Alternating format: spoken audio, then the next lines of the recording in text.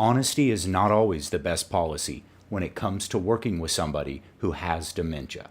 In this video, I'll be talking with you about therapeutic fibbing and how vitally important it is for you to lie to your loved one. Just to be clear on what therapeutic fibbing is, I got this definition off rideathome.net. Therapeutic fibbing is when you tell a fib to bend the truth to fit the reality of a person who has dementia. This is done when behavior needs to be encouraged for your loved one's well-being or safety. Therapeutic fibbing, when warranted, can affect well-being and health in a positive way. So I was obviously joking about the lying part. It's never good to lie, but not everything is black and white. When somebody has dementia and you're their caregiver, you have to get in their world. Dementia is taking them down a path at which they don't care who that person was or who that person is. And it takes that person down that path, and it's our job as caregivers to get on that path as close as possible so that we can get in their reality and not expect them to get in our reality anymore. A short story to just show the value in therapeutic lying is, I just moved in a family a few weeks back, and I got a call from the daughter this week. The daughter goes on to ask, have we given mom a whole bunch more meds and over-medicated her in order to get her in the state she is now? Because every time the daughter calls in, mom is doing really well. And I'm not the operator of the building, but we would normally inform families if medication changes, if in fact they did occur. I told her that I highly doubt that any med changes had happened if she hasn't been notified, but that I'll check. And I did. And when I called the facility, I was told by our director that the first day of the move-in was really difficult. There were some behaviors, but they were able to redirect her. And since then, there has not been any behaviors at all. We haven't changed one medication. And in fact, every day is really just about lots and lots of redirection and therapeutic fibs. An example is, she always wants to call home. And so when they see her going to the phone, they unplug the phone and she'll say, can I use the phone? And then we say, oh, the phone lines aren't working right now. Someone's coming out to fix them. We'll let you know when they're fixed, but that you're more than welcome to try. And so she grabs the phone and hears it's not working, and she sets it right back down and says, yeah, you're right, it's not working. Please let me know when it's fixed. And she goes about her way.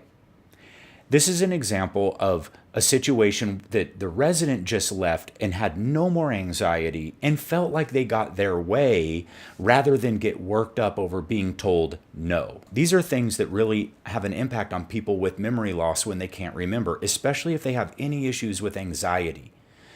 And so think of it this way. Someone with memory loss is going to hold on to a feeling much longer than a memory.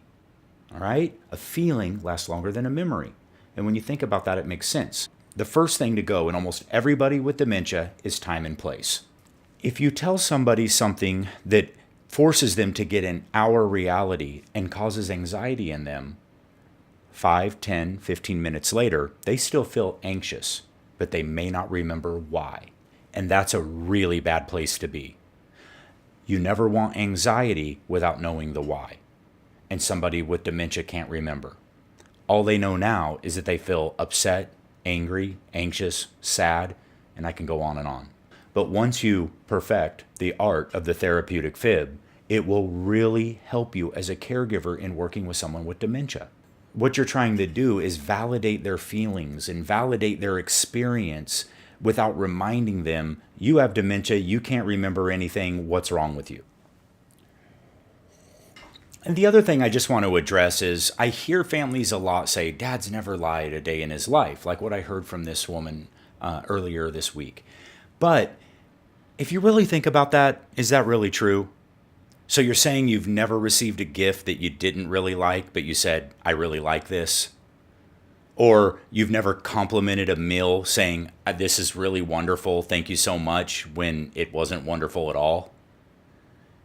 We all have had our fibs, therapeutic fibs, that are harmless. And when it comes to dementia, it's important to understand this as well. And really, stop calling it fibs and stop calling it lying. You're not lying. You're not fibbing. When someone has dementia, you're not lying to them by saying things that give them peace and comfort and happiness. That's not lying. That's communicating. That's all it is. If you're going to be a successful caregiver, you have to understand this. And if you don't understand that, then you're probably going to need to start looking for senior housing right now.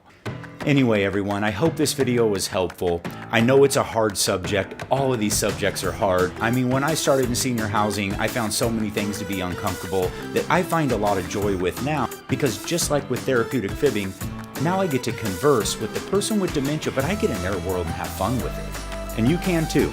So thank you for joining me today. Thank you for watching the videos. Please hit the like button. Please hit the subscribe button. And until next time, I'll see you in the next video.